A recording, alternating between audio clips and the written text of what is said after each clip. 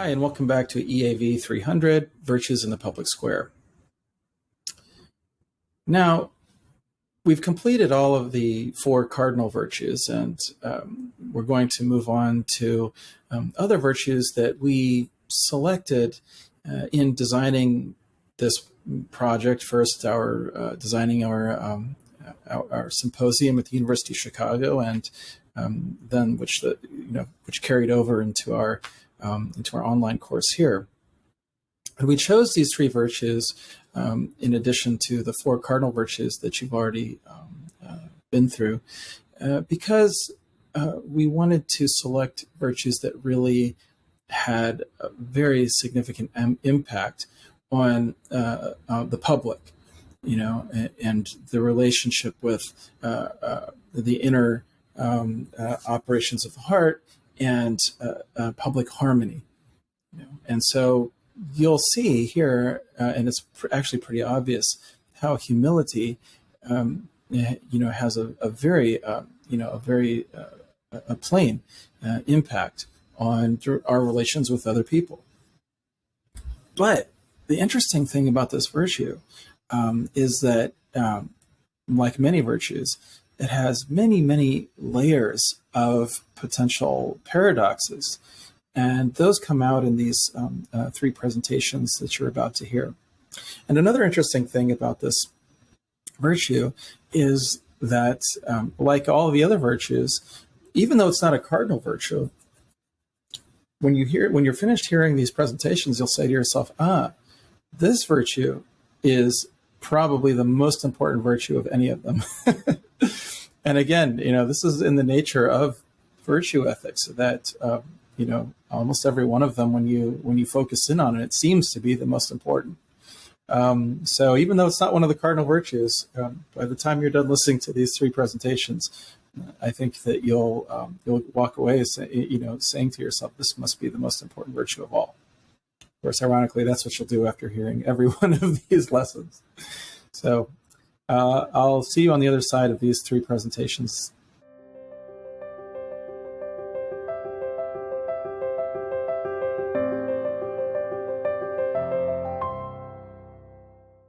There's no question that in Judaism, humility is assigned a very high value. When the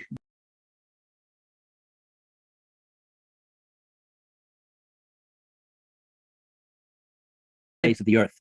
Later on in the Talmud, there's a statement that ma'od ma'od havei shefaluach, which means you ought to be exceedingly humble, not just humble, but exceedingly humble. Some sages say that the reason certain people were chosen as leaders of the Jewish people is that they were humble. And I could go on and on with many, many sources that affirm the value of humility.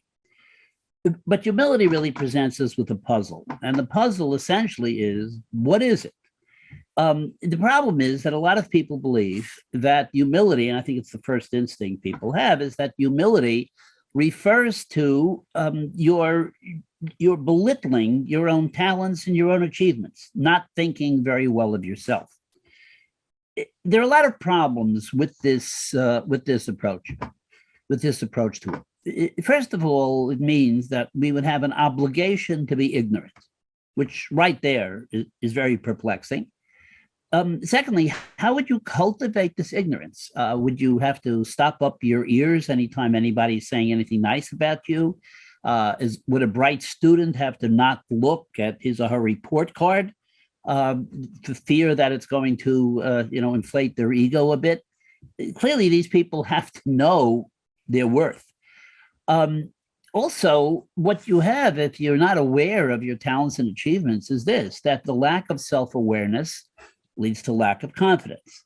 Lack of confidence leads to a kind of immobilization and your inability to do your job. Surgeons would not operate. Judges would not issue rulings. People would not believe they have the power to repent, and therefore they will not repent. And then there are people who would abandon truths prematurely because they have no confidence in their intellectual abilities. So clearly, you need a clear self-perception. And I think the best reason of all for thinking that you have to have a clear self-perception has to do with the concept of gratitude. mean, why should I be grateful to God or to my teachers or to my parents or to whomever if I'm nobody, if I don't have anything to be proud of? Then how am I supposed to be grateful to anyone? So clearly, there's a lot of difficulty in this sort of common perception of the humility of not thinking well of yourself. Well, that just throws out the question. Then, so what is humility? I can't define humility, and I even think that what I just disposed of can be a part of it. I can't define it, but I can say that there are many aspects to it. And here are some of the other aspects. First of all, the humble person is aware of talents and achievements, but the humble person recognizes God as the source of those achievements. Secondly, the humble person recognizes that their achievements are naught compared to God's. Third, they recognize their flaws, not just their good points, but they have, a complete self-assessment that's accurate. They also know that other people have sterling traits and achievements, and that they're not necessarily better than those other people. The humble people also do not dwell on their achievements. They don't assign them a tremendous amount of valence. They don't give them a lot of attention. They don't dwell on how good they are. Another aspect of this also, another aspect of humility, I think, is the idea of outer humility. What I mean by outer humility is that a humble person will behave a certain way. And let me give you examples of what I mean by will behave a certain way. I think that the humble person will do the following: is willing to endure insult without retaliating in kind. That's actually a thought that's proposed by the Talmud.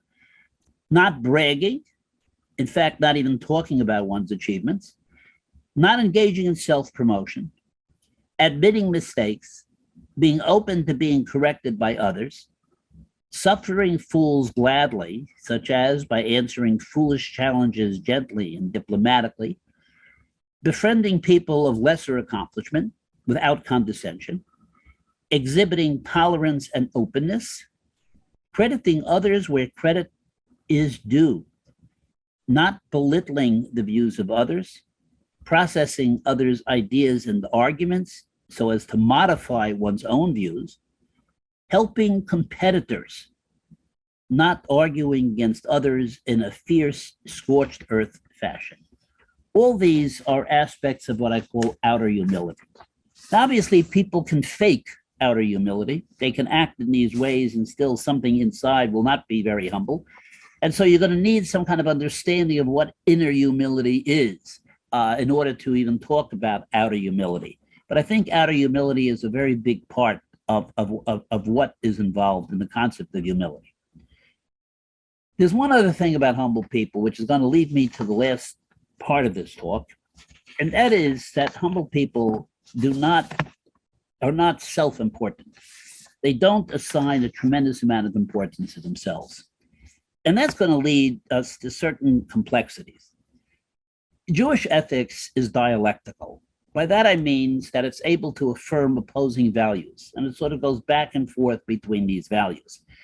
There's a famous idea that a person should carry around in the pocket two pieces of paper.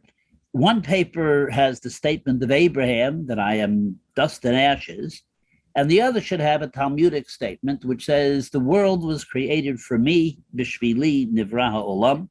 And in another version of this, the second paper is from Psalms, and you have made the human being a little lower than the angels. You carry around both pieces of paper, and sometimes you need to have a sense of your own importance, and sometimes you need to have a sense that you're really not all that important. I'm going to give you some examples of how I think this plays out in Jewish ethics. First of all, the concept of Tselem Elokim, of the image of God. The human being is created in the image of God. That can lead to pretty high self-estimation and a pretty high sense of importance. There's the idea that when we act ethically, we are imitating God. Imitatio Dei. Now think about it. We're not completely separate from God. We're able to imitate God. Another concept in Judaism is the idea that we are partners with God in the work of creation. And there's there's a rabbinic thinker who actually said that this concept is somewhat difficult, because you're demeaning God if you say that God has to have a partner. So on the flip side of that, of course, is that this partner is someone very important. So again, the sense of self-importance in this area of ethics. Another area in which you see self-importance asserting itself is in the idea that we're able to shape history. I mean, the question is, how can you say, I can change the world, without that morphing into self-importance and vainglory? So you have, on the one hand, a strong push toward elevating ourselves. There has to be some counterweight. And I'm going to give you a couple of examples of a counterweight. One is a rabbinic statement that it is not your responsibility to finish the work, and at the same time, you can't walk away from it. You have to bear up to your responsibilities, but it's not only you who will be accomplishing it. The second is an idea in Ecclesiastes, Tovim ha'shanayim minho echad, that two are better than one, meaning that efforts need to be collective. Rabbi Joseph Soloveitchik said the following: what we call civilization is the sum total of a community effort through the millennia. It's the idea of cooperation, the sense of the collective. It's not all in your hands. And finally, there's a concept that's known as siyata deshmaya, which means the assistance of heaven, that nothing can be accomplished without God helping to move it along, or at least crowning the achievement. So we do what we can, but we need God's assistance in anything that we do. So what I'm saying is that the community that binds us and the God who watches over us is going to help overcome this challenge of self-importance. And I think I've demonstrated the importance of a dialectic in ethics, that on the one hand, you can say, created in the image of God, I imitate God, I'm a partner with God, I'm able to shape history. And at the same time, you recognize that it's not all about you, and that there are others who are going to be involved, and that includes your community, and that includes God.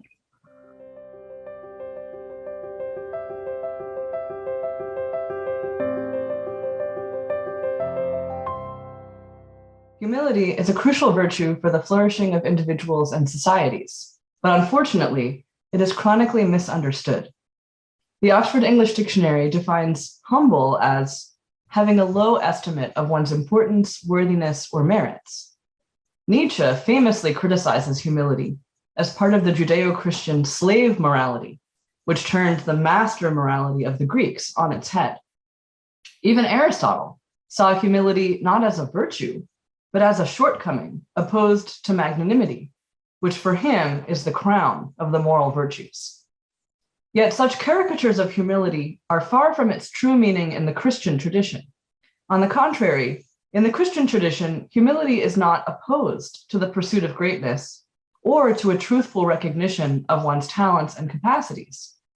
While humility is contrary to pride, which according to Aquinas is to exceed the proper measure in the desire for excellence, it is not contrary to, but rather complementary to magnanimity.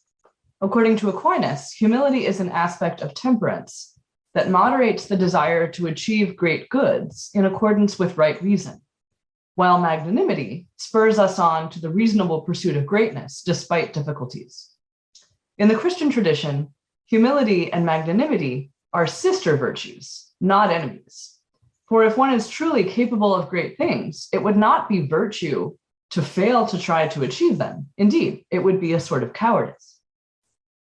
The key to understanding the Christian view of humility is to recognize that it's not primarily a virtue governing relationships with other human beings, but rather a virtue that governs our relationship to God. Humility means recognizing the truth that we are creatures, not God, and that all the good we're capable of, and indeed our very existence, are unmerited gifts from God. It's the attitude reflected by St. Paul's rhetorical question in his letter to the Corinthians, "What do you have that you have not received?" According to Aquinas, humility regards chiefly the subjection of man to God, and only very much secondarily, for God's sake and in the right circumstances, does it involve subjecting oneself to other human beings. And so Aquinas explains that we ought to subject that which is merely human in ourselves to that which is of God in our neighbor, but not to subject that which is of God in ourselves to that which may seem to be of God in another. Nor does humility require us to subject that which is merely human in ourselves to that which is merely human in our neighbor. And to interpret this correctly, it's important to remember that for Aquinas, all that is good in us ultimately comes from God. Contrary to popular belief, therefore, humility does not imply an attitude of abject submission to others or a denial of one's merits. On the contrary, such an attitude would be opposed to genuine humility, which requires a true estimation of one's dignity and capacities. That's why one of the greatest exemplars of humility in the Christian tradition is the Virgin Mary, who proclaimed in the Magnificat, "My soul proclaims the greatness of the Lord, for he has looked with favor on his lowly servant. From this day, all generations will call me blessed." Mary recognizes truthfully that before God, she is a lowly servant, but that as a result of God's great gifts to her, all generations will call her blessed.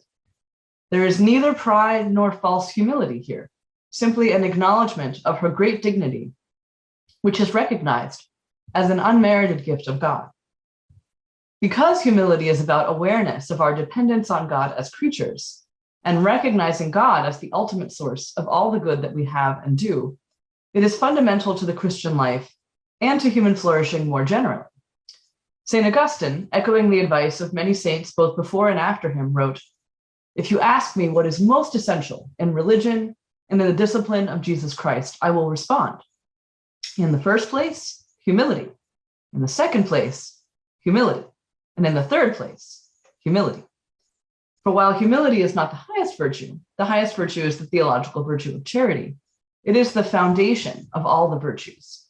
For the other virtues cease to be virtues in the fullest sense if we presumptuously take all the credit for them and see them as decorations on our lapel to exalt our own ego. Most commentators in the Christian tradition view the original sin of Adam and Eve as a sin of pride, a rejection of their creaturely status and of God's lordship. And indeed, there's a way in which all sin has pride as its ultimate root, because all sin rejects God's sovereignty and sets up our own will and desires as idols. Jesus tells us, "Learn from me, for I am meek and humble of heart," and gives an extreme example of humility.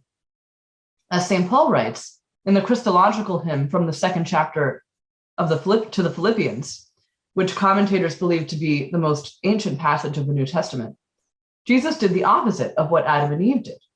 While Adam and Eve rejected their creaturely status and grasped at equality with God, Jesus relinquished his status as Son of God and did not regard equality with God as something to be grasped. Instead, he emptied himself, taking the form of a slave, and humbled himself, becoming obedient to death, even death on the cross. In this way, Christians believe that Jesus, through his extreme humility and obedience to God the Father, atoned for the pride and disobedience of fallen humanity and restored us to friendship with God. This is why certain practices of Christian asceticism, particularly within the monastic tradition, sometimes did recommend abject submission and subjection to others as a way to imitate Jesus and to combat the dangerous and ever-present tendency to pride. And it's from these ascetical practices that the false understanding of humility may have originated.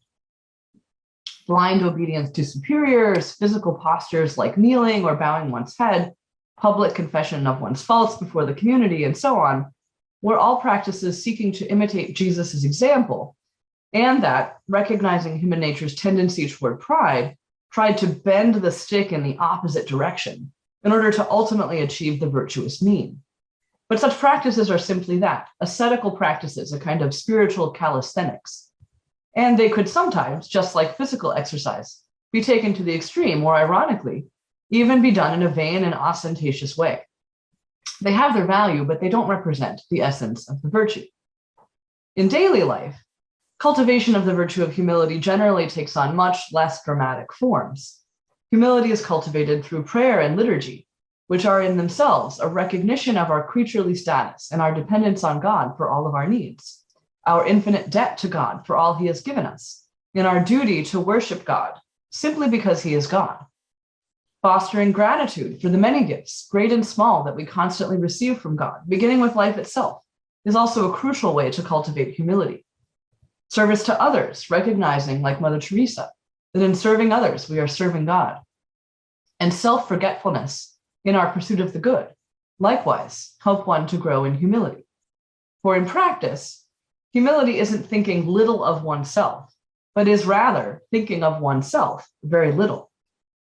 For the point of the moral life, at least within the Christian natural law tradition, is to pursue the good, to promote the flourishing of all human beings.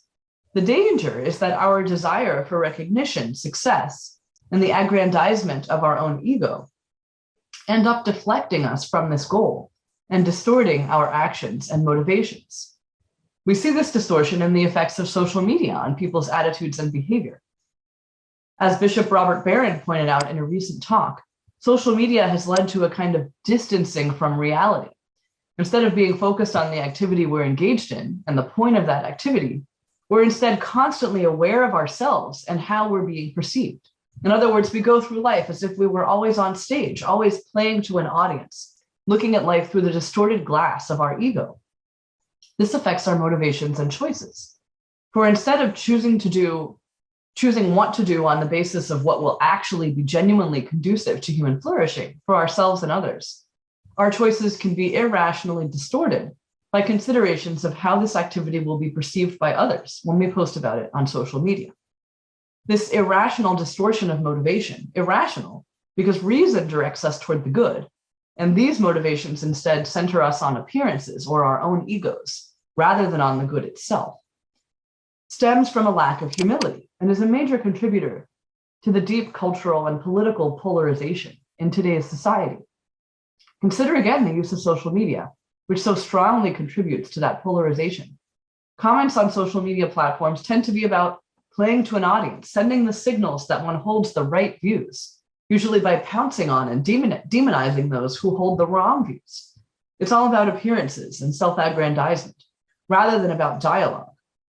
We're trying to get to the truth of the matter. By contrast, a social media world marked by the virtue of humility would be radically different in several crucial ways. First, in a humble social media world, we would actually listen to those who voice opposing viewpoints because we recognize that we are not God, that our judgment is imperfect and fallible, especially on complex and contingent practical and political matters. And even when we truly are certain that our interlocutor is wrong, as when their view contradicts basic principles of natural moral law or divinely revealed truth, we nonetheless recognize that another's perspective always has the potential to offer us new insights. Relatedly, humility helps us to recognize that the point of discussion and debate is not self-affirmation or achieving a victory, but getting to the truth of the matter. Freed by humility from viewing everything through the distorting lens of our ego, we need not take disagreement personally. And we can recognize that, contrary to the creed that animates our current cancel culture, words are not violence, and opposing views are not personal offenses. Second, those who are truly humble in the Christian sense recognize that their dignity is not dependent on their social media following or the affirmation of others, but is rooted in God's infinite love. Thus, the identity politics that short-circuits dialogue by making every disagreement personal loses its teeth. For what is the deepest root of identity politics but a desperate clamoring for ego affirmation that no number of likes on social media can ever satisfy? If dignity is based on any merely human characteristic, establishing my dignity may require denigrating yours. The only way to make dignity non-rivalrous is to ground it in our transcendent relationship to God.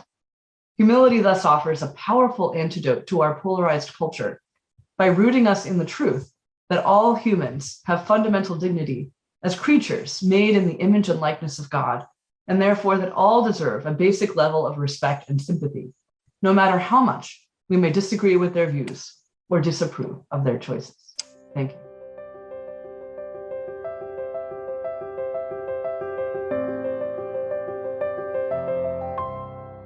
One of the reasons for the preeminent place of humility in Islam lies in the weight of its corresponding vice. In the Quranic account of creation, after God commanded the angels to bow before Adam, we are told that they, and I quote, all fell prostrate, except Iblis. He demurred through pride, and so became of the deniers. His sin was the sin of kibr, pride, the opposite of humility. Elsewhere in the Quran, when the devil or Iblis was interrogated by God for his refusal to bow before Adam, he retorted by saying, I'm better than him. You created me of fire while you created him of clay. His argument was, why should a being made out of an element that gives light, illuminates, and rises above others, lower and abase itself before a creature made out of clay, which is dark, murky, and sinks? This at least was the reasoning imputed to him by some classical Muslim thinkers. Pride, it is worth noting, was also the sin of Pharaoh in the Quran, who went so far in his affront against God to declare, I am your Lord Most High. A claim so audacious for Muslims that they are advised to lower their voices in humility when they recite the verse. Thus, the cardinal sin of two archetypes of rebellion and wrongdoing in the Quran, Iblis and Pharaoh, was pride.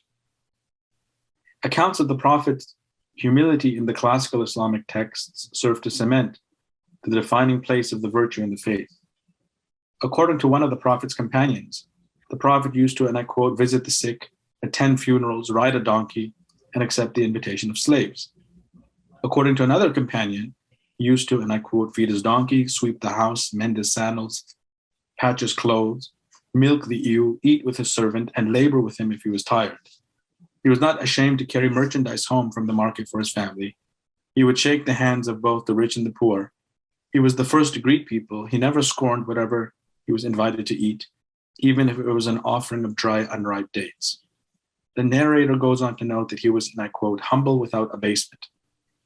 In another story, we are told that a Bedouin once entered into the presence of the Prophet, only to then tremble from fear and awe. On seeing this, the Prophet told him to be at ease, because he was not a king. He was only the son of a Qurayshi woman who used to eat dried salted meat. And we cannot, of course, forget the well-known accounts of the Prophet disliking companions rising up in his presence. One of the reasons these stories of the Prophet appear so frequently in Islamic literature is to underscore the following. Despite the influence he came to wield over Arabia later in life, he did not succumb to the trappings of pride and self-importance that so often accompany the acquisition of power. Humility might have been forced upon him in his early mission, particularly when he was the object of Meccan scorn and opposition, but he retained it well into his later stages, or the later stages of his life, even after the faith he brought to the Arabs began to gain the upper hand in the peninsula, both as a religious and a political force. In other words, he exercised the virtue out of choice, not compulsion, since humility comes all too naturally for the powerless, as Nietzsche so astutely observed in the Genealogy of Morals. But it takes a feat of self-will to exercise it when conditions press one in the opposite direction. Many of the classical authorities of Islam agree that humility has certain marks or signs, and that these cannot be displayed through empty mechanical gestures, devoid of a corresponding interior state. We find this in the story of a man who was once seen walking with his head down, his shoulders bent forward and tense, in a state of apparent lowliness and dejection. A sheikh who saw this upbraided the man. Humility lies here, he said, pointing to his heart, not here, pointing to his shoulders. He wanted to impress on him the need to exercise the virtue in such a way that it flowed out naturally, without hypocrisy. After all, Fudail ibn Iyad said of the earliest Muslims that they, and I quote, detested to see on a person marks of humility that surpassed what resided in his heart. End of quote. Genuine outer signs of humility for many classical Muslim thinkers include serving others indiscriminately, not just those whom one esteems, and from whom one may wish to curry favor. In his commentary on the words of an early sage, that humility is to abandon making distinctions in service, Ansari, the 16th century scholar and Sufi, explains that it means to serve both the slave and the free, the rich and the poor, those of high and low social standing. In other words, everyone. Conversely, it also means that one not consider oneself so important so as to expect the recognition, kindness, and benefaction of others through a feeling of entitlement and special self-worth. Among the signs of its realization, writes Ibn Abbad, is that humility is an intensification of the desire to have neither rank nor standing among people. Another mark of the virtue is to think well of others, to have a high estimation of them, as Dhunnun explicitly declares. Instead of seeing others below oneself, one perceives them as superior. And this may even be though they do not have the same marks of piety one finds within oneself, since one's own piety may well be insincere and hypocritical, while the seeming impiety of another may be nothing more than a veil over genuine sanctity and divine love, or a doorway to repentance, reform, and a life of holiness. In other words, outward piety can all too easily be deceiving. This general attitude, free of contempt and self-righteousness, should in turn lead one to an openness to accept the truth from everyone without resistance, even if it goes against one's own opinions. Thus, Dhunnun said, among the marks of humility is to accept the truth and counsel from whomever it comes.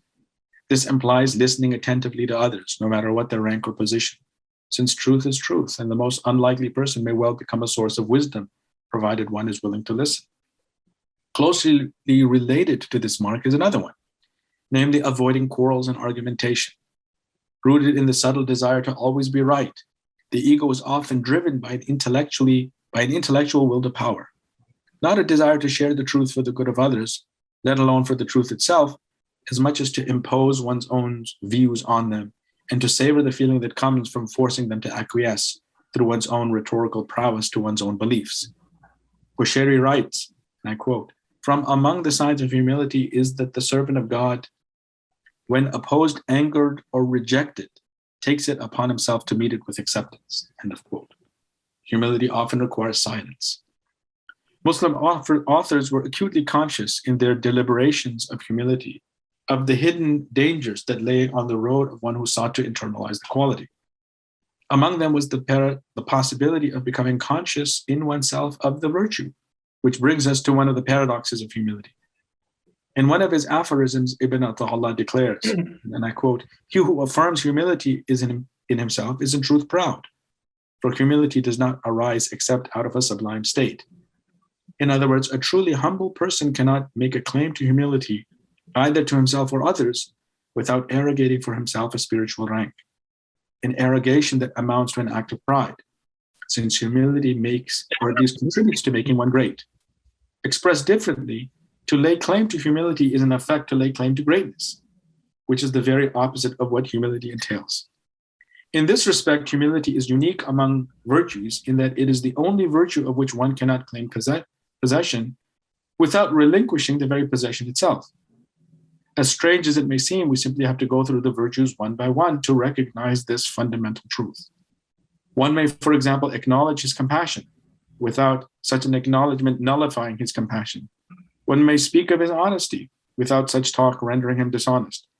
One may recognize his generosity, even go so far as to boast of it, without necessarily becoming ungenerous or stingy. But one cannot openly confess, let alone acknowledge his humility, without such an act negating humility altogether. And this is why we may go so far as to say that it is unique among virtues in that its possessor cannot be aware of it within himself, without this awareness nullifying the virtue.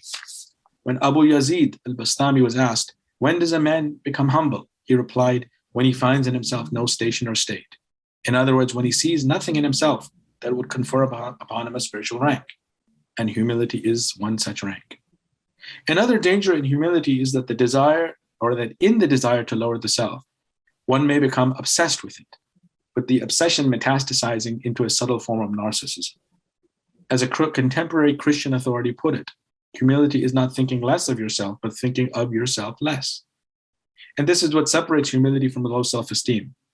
Since in the latter, one's gaze is fixated on the self, usually on its material or worldly failings, typically those that involve talents, popularity, beauty, intelligence, education, social standing, accomplishments, and wealth.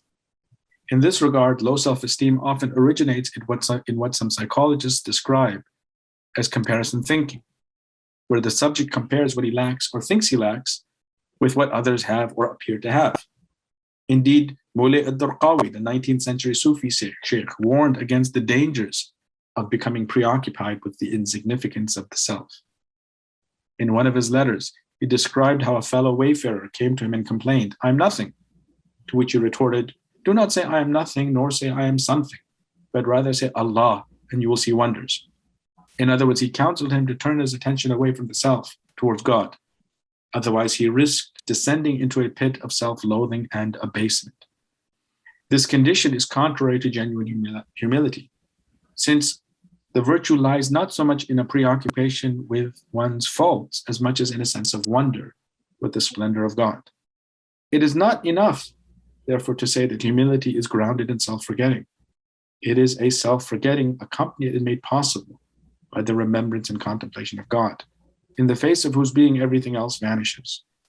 Humility in this light is the response of the self-revelation and disclosure of God in the heart. It is like a woman who becomes oblivious to all other sounds when she hears a beautiful melody, or like a man who forgets himself when he turns his glance toward the full moon.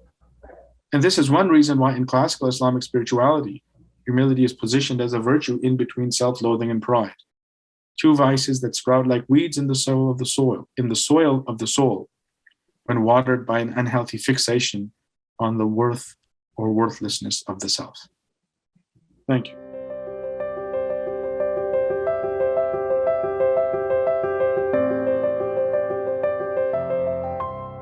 So, Bismillahir Rahmanir Rahim. Thank you all. We listened to your, the presentations of each of you, Dr. Shatz and Dr. Moschella and Dr. Khalil, and we're, now like to discuss those. So many things came to mind as you were talking. That it's just very hard to know, as with our other sessions.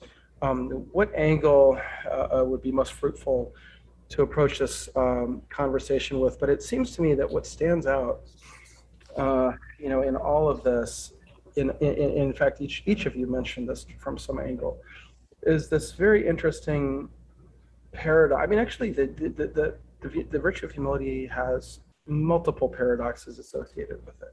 One of those is, and this is something that that Benjamin Franklin identified in his autobiography. He said, "In reality, there is perhaps no one of our natural passions so hard to subdue as pride. Disguise it, struggle with it, beat it down, stifle it, mortify it as much as one pleases, it is still alive and will every now and then peep out and show itself. You will see it perhaps often in this history," that is in the book that he's writing. "For even if I could conceive that I had completely overcome it, I should probably be proud of my humility." So this is that paradox, that it's that struggle with the soul that, as soon as the moment that one feels that one has been successful in beating down pride, there, and that one has become humble, that suddenly there's pride in that. And this is sort of part of the human condition. Can you guys tell me, I'm going to start with something a little bit pragmatic and practical that, unlike, I think, in some of our other sessions where we started with, very theoretical. Can you guys share with me some perhaps spiritual exercises that that the scholars of your particular faith have, the wise folks have advised in beating down this, this, as Benjamin Franklin said, this pride, and achieving humility without falling victim to this very paradox? And anyone can start. Yeah, I mean, I guess in general, the way to beat it down is by, a mental focus, and the focus can be on some of the things that we spoke about, and it's been explained this way. Sometimes you're regarding God as the source. Always keep that in mind. Realize you are not the only person in the world. Realize that you are not special. It's this kind of cognitive orientation that can control your affect. In other words, cognition affects affect. And I think that that's a way to go about it. You could also practice the kinds of things we're talking about in terms of this outer humility that I spoke about, by way of how you handle insults, by way of how you handle people's criticisms and so forth, and practice doing that right. Now, there's a humorous story that's told about there's a group called the Musser movement. Was a very important movement of the 19th century, a very important ethical movement. And there's a story that's told about one particular group of people in the Musser movement. They would walk into a store that sold one thing and they would ask for something else in order that they get yelled at and then have to, and then have to learn to accept that. Being in situations where you have to control yourself in these regards is, I think, another way to do it. It's a combination of cognition and how you deal with certain practical situations. Melissa, and we'll go ahead and use first name because we're all friends here. Melissa, I know, for example, like Ignatius and others kind of had these manuals of spiritual exercises. Is there anything that that comes to mind on pragmatic sort of, ways of dealing with this and training the soul to be humble? Right. I mean, I think you're definitely right to point out the paradoxical character of it in the sense that to try to work directly on being humble can sometimes actually have the opposite effect, because then you're actually just focused more on yourself. Yeah. Right? Because you're worried about whether you're being humble or not. And so then you're actually thinking about yourself more rather than less. And so that's why a lot of the kind of great spiritual masters in the Christian tradition have tended to recommend practices that kind of incidentally lead you to grow in humility, not kind of directly focusing on it, right? So things like, for instance, trying to make frequent acts of thanksgiving to God throughout the day for all of the gifts that he has bestowed upon us, for the good things, for the things that appear bad, but nonetheless God has allowed, and so therefore must, in some sense, be able to work toward our good, never fighting against any kind of sense of entitlement, right? Again, recognizing the incredible giftedness of our life and everything about it and everything that we're capable of doing, to always try to refer to God any praise that we receive, right? To kind of immediately, even if externally, if it's not strange, right? But at least internally in our minds, anytime we receive praise, not to just kind of bask in it as, that's me, I'm so great, but immediately to say, well, thanks be to God, right? That he gave me this talent or this capacity or this gift or this virtue or this knowledge. And if it weren't for him, I wouldn't have any of these things, that there, but for the grace of God, go I, when we are tempted to kind of think of ourselves as superior to somebody else in a certain way. And then to focus on service to others, right? So that the best way to forget about self and grow in humility is to occupy oneself with the service of God and others, and not really worry about whether you get the credit or how it turns out. I mean, that's another thing that I found very interesting in thinking through this topic. The work of Germain Grisey, a contemporary theologian, talks about this a lot, that often actually a lack of humility is shown in laziness, a kind of inertia in the face of the possibility of doing good. Why? Because we, as humans, we can never be assured that our efforts at doing good will achieve their desired effects. And so if you actually want to be the protagonist of a good effect, which is a kind of pride, you may just say, forget about it, because the likelihood that the good that I want to achieve will actually result, we don't know, right? But the humble person will say, okay, my call is to do what I can, and then I leave the effects in God's hands.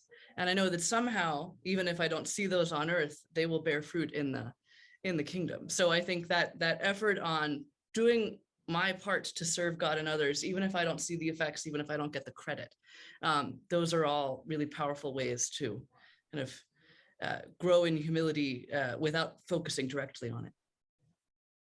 So gratitude as a cure to a cure of pride as a way of getting humble. It's interesting that humility is sort of hard to gaze at directly, kind of like the sun, you know. Can I, yeah, if I can just, one thing Melissa said really resonated, because sometimes the way we speak in just in everyday language is very significant in terms of sort of breeding humility.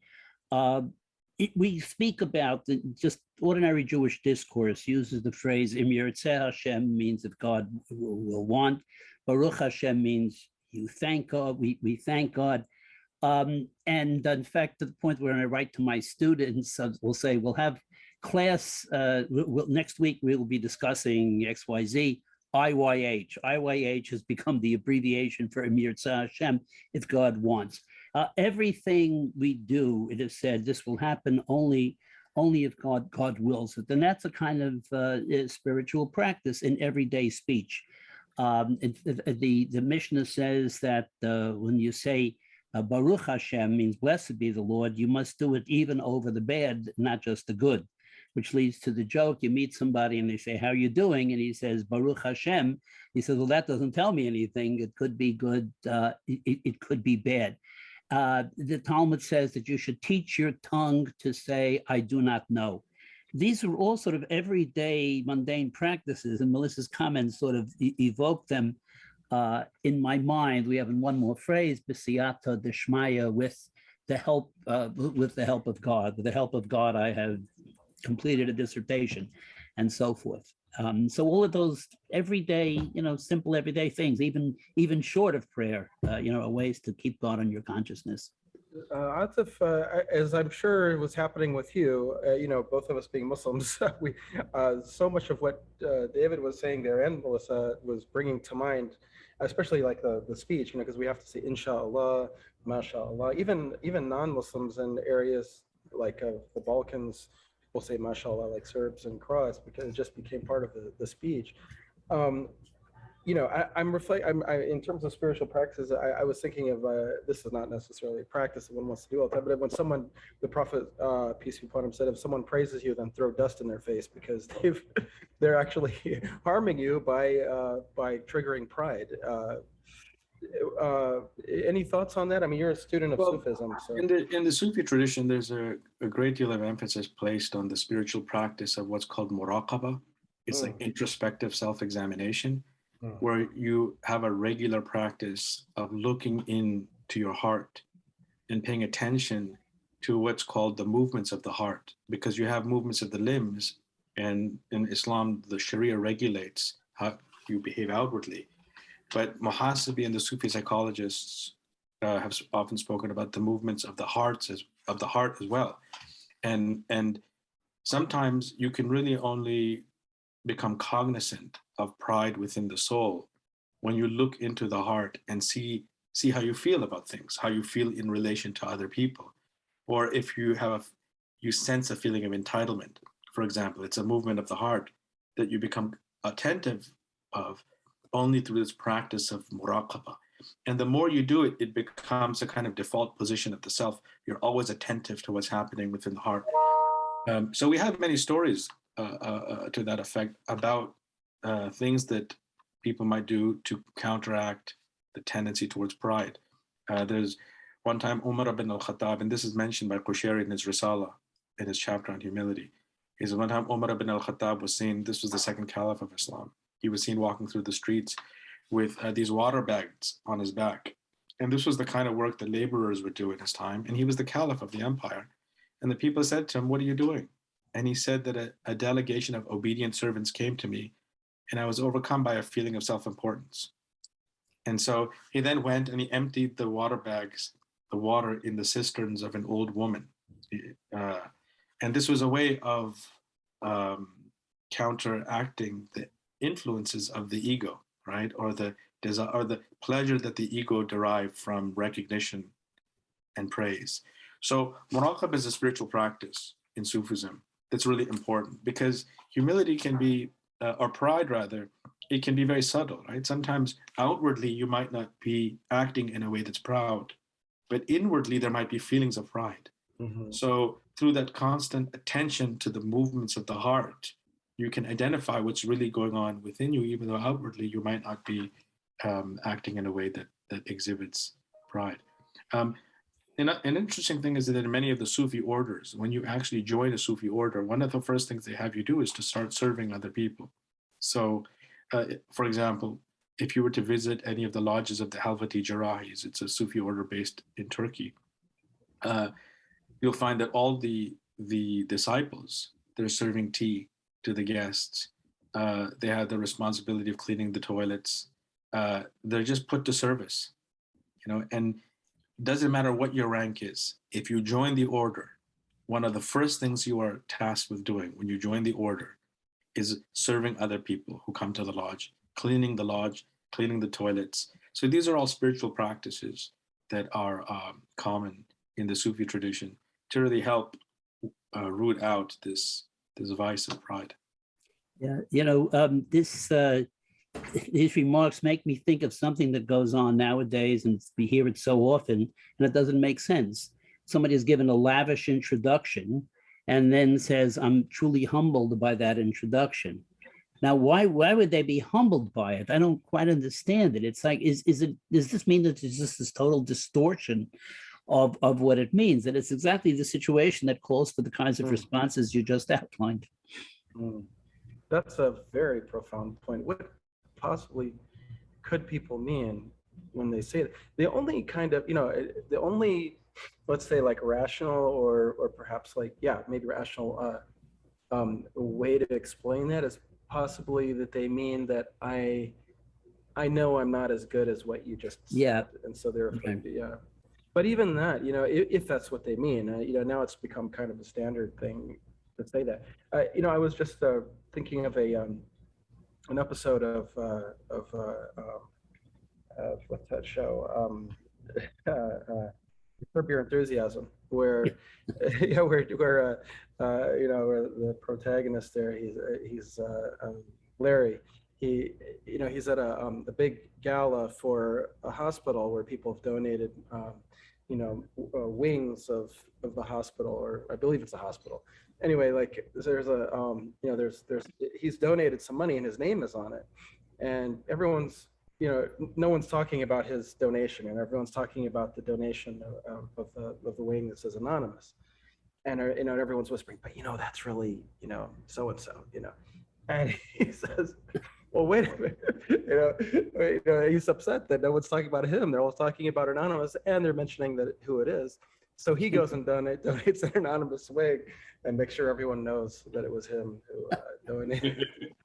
And this actually reminds me of Camus' The Stranger, where like outward, acts seem to be very good, but inwardly the guy's, just a narcissist. And this really is that internal struggle that you mentioned, David. Well, I mean, this whole the whole practice, which is very much accepted today, and I don't really see anything wrong with it. People give huge amounts of money to get buildings named after them, and programs in schools, and we have this ideal of anonymity. But when you get down to it, I don't think we look askance, right, at somebody who is motivated by having a building named after them. I think they look at it as important to leave a legacy, and this is the way this is the way they're doing it. And even the anonymity becomes a source of pride when people actually want people to know who anonymous really is. That's right. Yeah. So another paradox here that I'm thinking of, okay, and this is, and perhaps these are all sort of paradoxes, that are related. Someone said something to me very interesting. There was a Muslim, and this is a guy who was definitely not illiterate in terms of Islam. He was just a very, just a lay person, and he was also a very working class kind of guy. So but when he said this, it really struck me, and this was several years ago, and I continue to think about it. And that is that he said that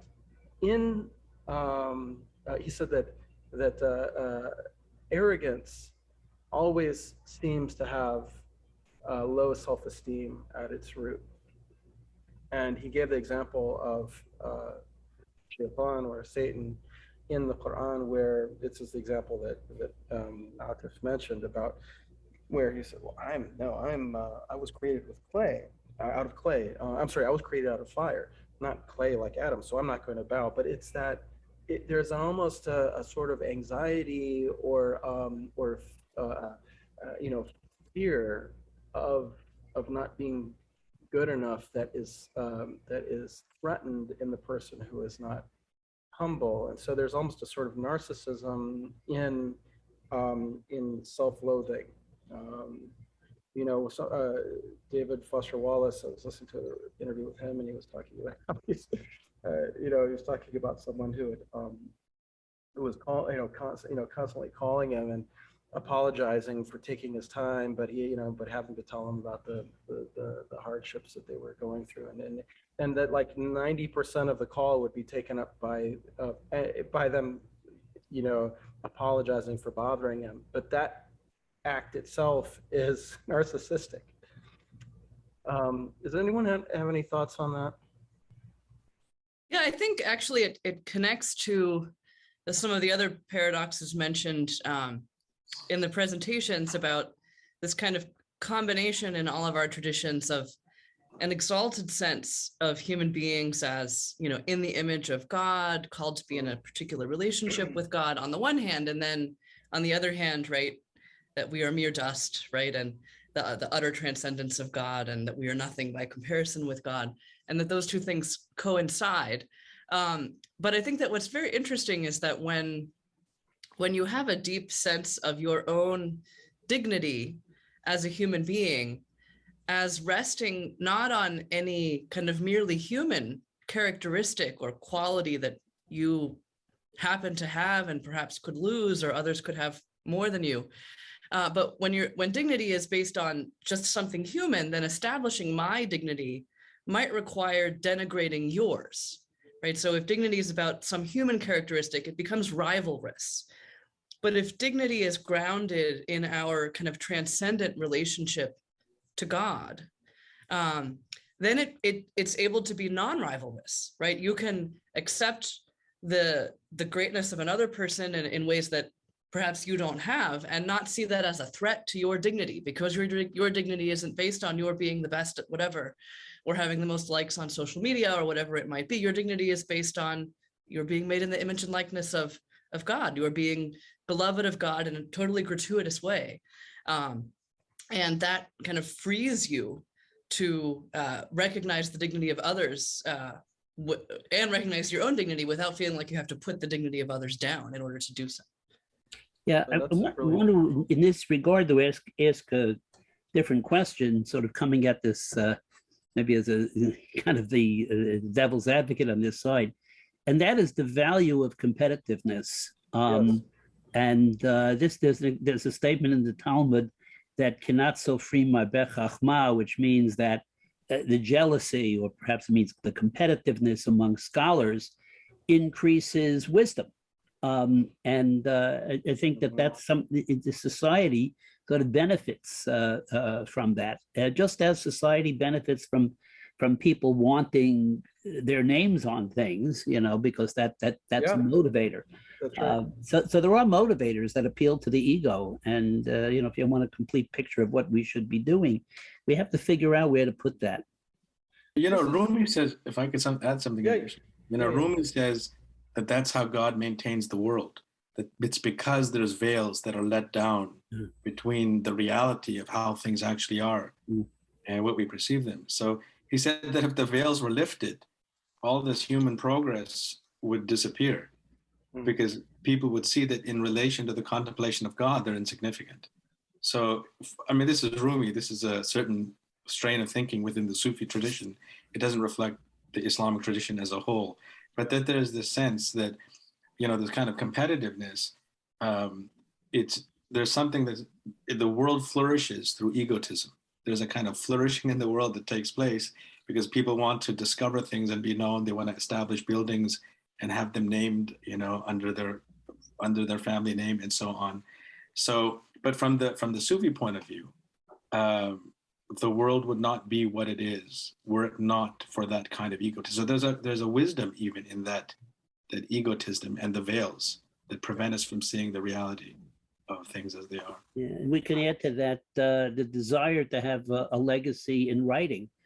Sometimes people may Yes. write in order to have a legacy. There's a statement by one Hasidic rabbi who was known as a very clever man. The statement that in Ecclesiastes, "Asot Farim Harbe Ein Kates," which means that there's no end. Literally, it means there's no end to the production of books. But the clever interpretation is, why is it that there are so many books? Ein Kates, which means immortality. People want immortality, and that's why there are so many books. That's another facet where this sort of motivation is very beneficial. It's very beneficial to society. That's really fascinating. This is again another layer of paradox. I was just thinking of like Muhammad Ali, the boxer. I'm the greatest. And this sort of thing. And it's like, and even Islamic scholars, for example, who would write these introductions to their books about how great the book was, and what they've done that's so amazing in this book. And it's like, that it seems not to be in contradiction with, it seems to be part of a healthy, healthiness. And that sort of seems to be what Aristotle was pointing out with magnanimity, that there's a healthiness. And I also think of there's a word izza in Arabic versus kibr. Kibr is pride, and I can't think of any context in which kibr, pride, is used in a good way. But izza, like for example, we had one of the Abbasid Khalifas, caliphs named Mu'taz Billah, that are made honorable through God, from God. And you have you have this notion of honor and dignity, like it says in the Quran, وَلَقَدْ كَرَّمْنَا بَنِي آدَمَ, and we have ennobled, made Bani Adam, the children of Adam, noble. We've made them good. I just want to throw one other paradox out there, which I was thinking of, and this may not be a paradox, but it may just be kind of there's a popular notion, one of the critiques of Christianity and in fact Judaism, is that the Abrahamic notion of the centeredness or of the significance of the children of Adam has led to the hubris of what has led to sort of a destruction of the environment, and other kinds of and other kinds of harm to animal life, extinctions, and so on.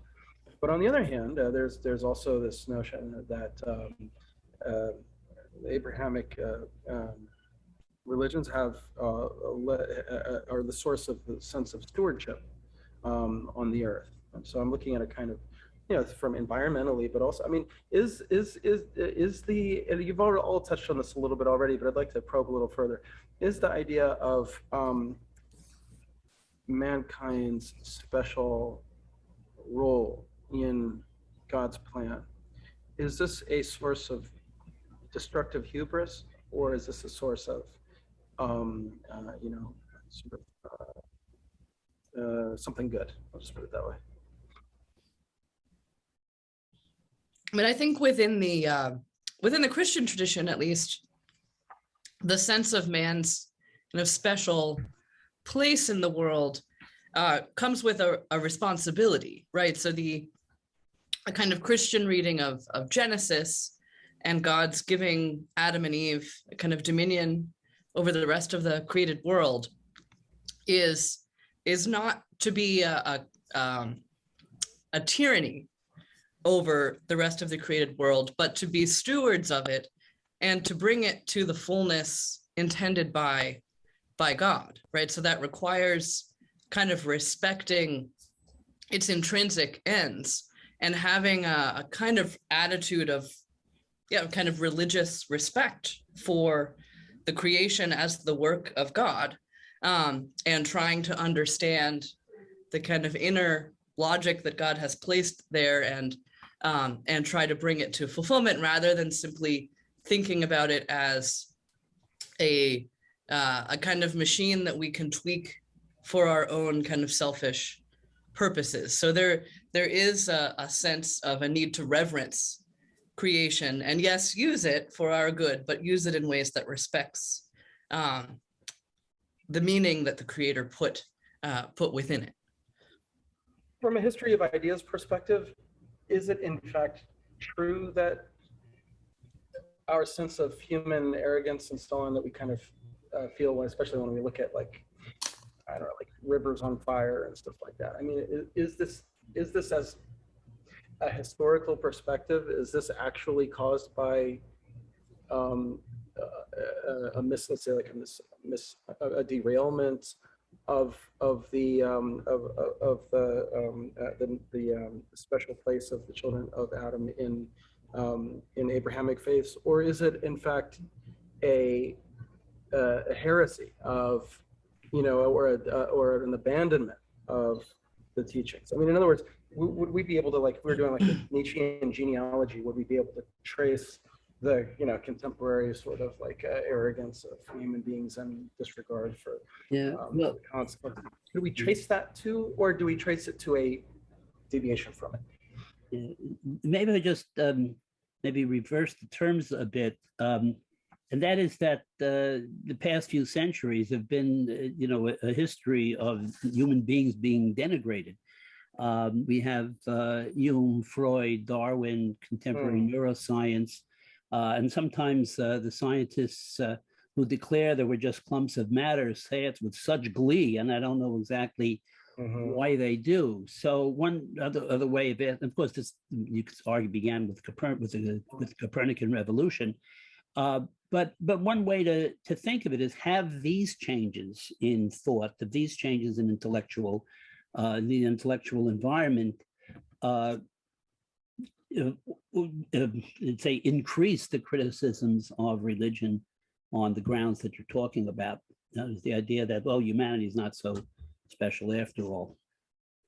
I mean, if I could add something there, Sayyid Hussein Nasr has written about this, and he talks about this philosophy of nature that emerged in the Enlightenment and in the post-Enlightenment period, when there's really a turn away from the Judeo-Christian tradition. So when we look at, for example, the ecological degradation, the environmental crisis, it's really come on the heels of the Industrial Revolution and the Scientific Revolution, which are emerging simultaneously to this turn away from the Judeo-Christian worldview. So even if that criticism is made about the Abrahamic religions, that they place the human being at the center, really the ecological catastrophe, at least, that we are witnessing has really not taken place because of the Abrahamic worldview. But I mean, the argument could be made because we've turned away from it. And if I could add, from the Islamic point of view, it's interesting. I think the human being has within their potential, the human being is a two-edged sword. So on the one hand, the human being is to be a steward. That's one of the meanings of Khalifatullah fi ardihi. Right. The caliph is God's representative on the earth. And the caliph, the human being as a caliph, it was God's caliph in the Quran, is a steward, is in charge of maintaining and bringing about order and justice and goodness in the world. But there is something within the human being that's also very destructive. And so in the Quranic account, when God creates the human being and brings the human being before the angels protest. Have you created someone who will shed blood and bring corruption in the world? Yeah. And God says, I know what you know not. So there is something within the human being itself that we have this propensity for great destruction and harm, but we also have this capacity to bring great good in the world. And I think what we're seeing in the world at the moment is one of those tendencies predominating, or the fruits of the predomination of one of those possibilities within the human being.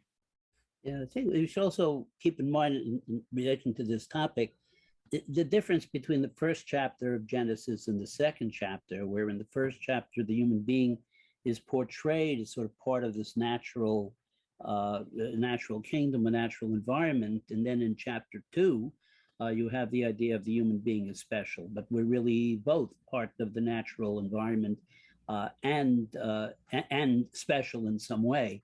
But we can't forget that we're also a part of nature. In Jewish tradition, in mysticism, particularly I'm thinking of Rabbi Abraham Isaac Cook, who spoke about the continuity of all of creation.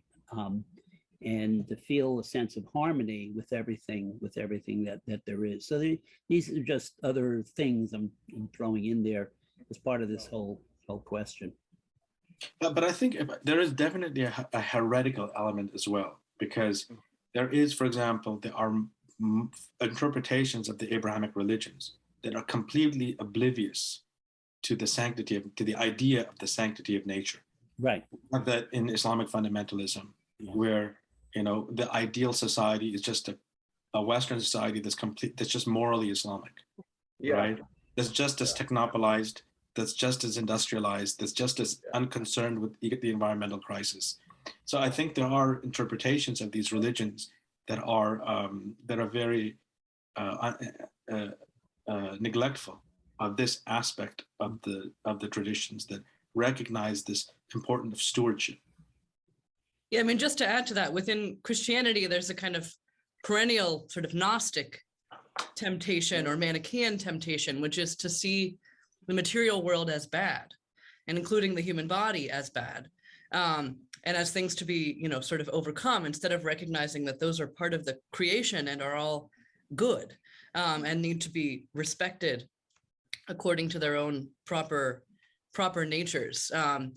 And so yes, I agree that that while people will often say, oh, it's the fault of religion placing man at the center of the universe that leads to a failure to respect ecology, I think what you actually find in practice is the opposite.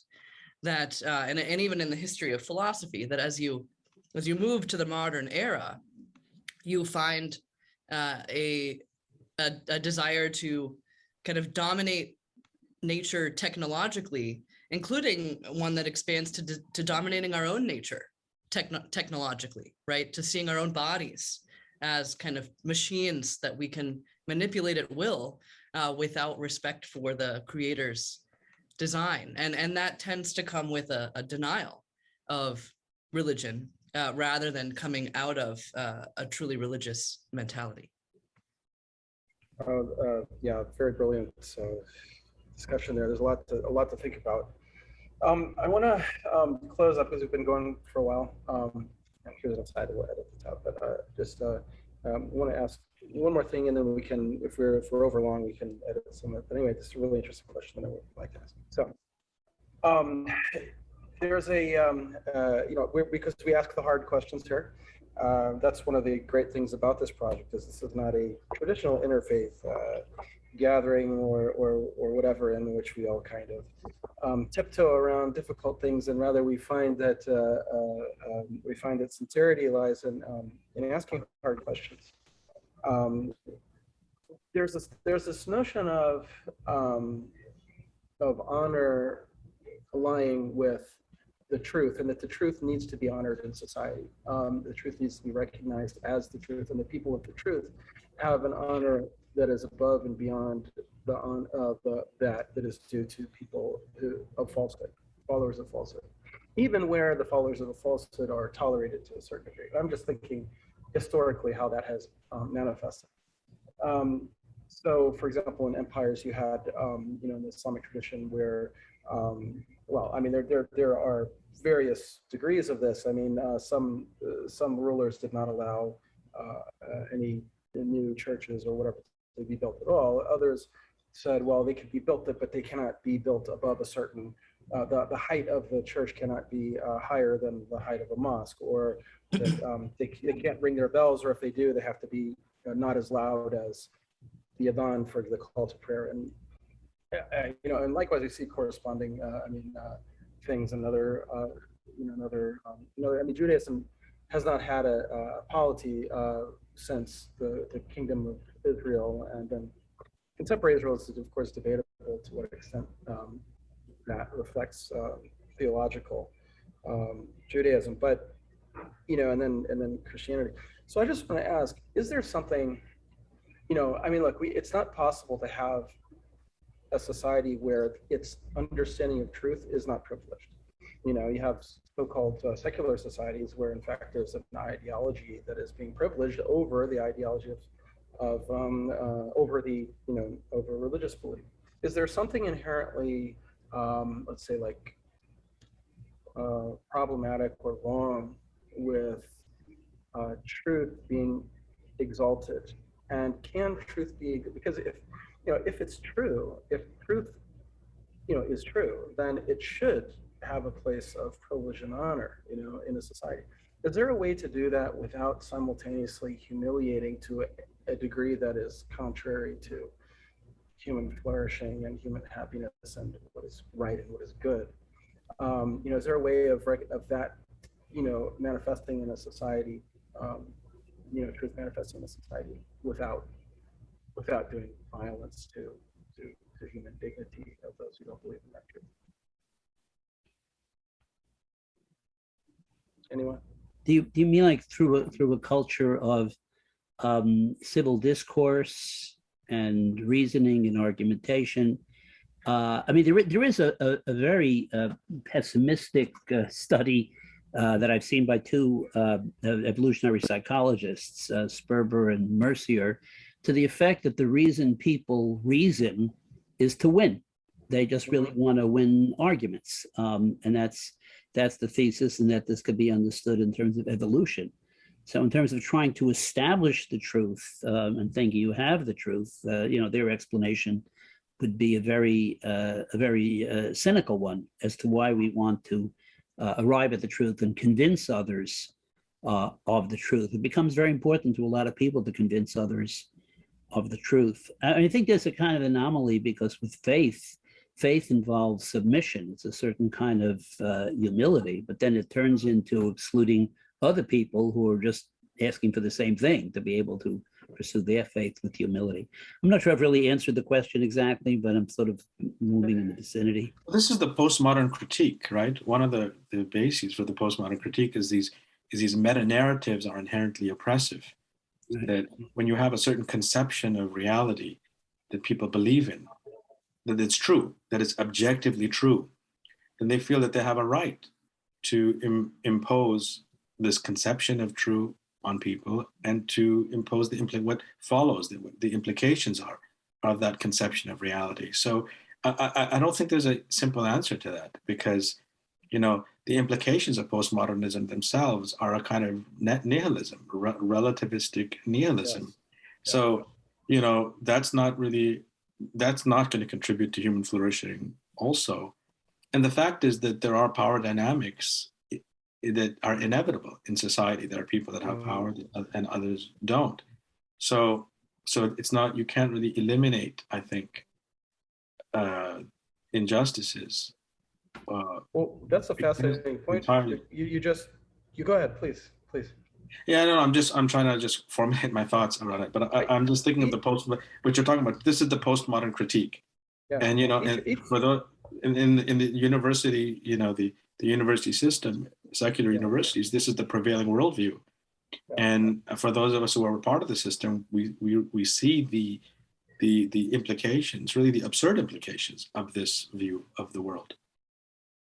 Well, the fascinating thing, actually, you just really, I think, brilliantly brought it back around to something else that I was noticing, is that each of you mentioned Nietzsche, and of course Nietzsche was brilliant in many ways, but was also demonic in many ways. And I say that not as sort of pejorative, but actually just the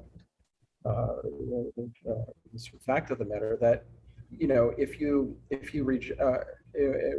reject the God, and if God is dead, then all that is left is will to power. And so will to power itself becomes a meta-narrative and becomes wielded. Right. So it's a really fascinating, interesting question, and I don't know if we'll be able to solve it. But the relationship there between that and humility is, again, I think, that on the one hand, of course, on the level of what has been mentioned about how, Nietzsche's concept of slave morality, and how this was such a bad thing that was wrought on human beings to destroy the sort of the pagan honor and pride and so on. But on the other hand, the postmodern version of that, which is the critique of all meta narratives as inherently oppressive, and that itself implicates humility, and that, well, as believers, aren't we supposed to be? But the paradox is that it then sets itself up as the meta-narrative. So the postmodern critique of meta-narratives becomes the meta-narrative, and then there's a different kind of oppression that takes place if you don't conform to that meta-narrative. And then you're accused, if you believe in a meta-narrative, of being bigoted or being parochial. So, but triumph of the will, triumph of sophists, sophists, I guess, is sort of what I think of in that. Yeah, I mean, well, thank you all so much. It was such an interesting conversation.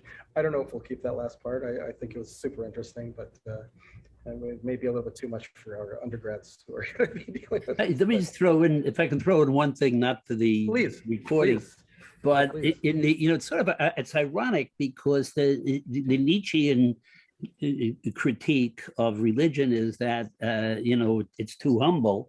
And what's happened is in our society, intellectual humility has become this virtue that everyone talks about, but secularists see this as their province. Well, we're intellectually humble, whereas the religious people are thought of, they're too strong, they're obstinate, they're epistemically recalcitrant. It's kind of, it's upside down from what it used to be. That's a brilliant comment. I think we will keep this because this is, we're gonna we want people to think, and this is definitely hopefully make them think outside the box. Each of you, thank you so much. Does anyone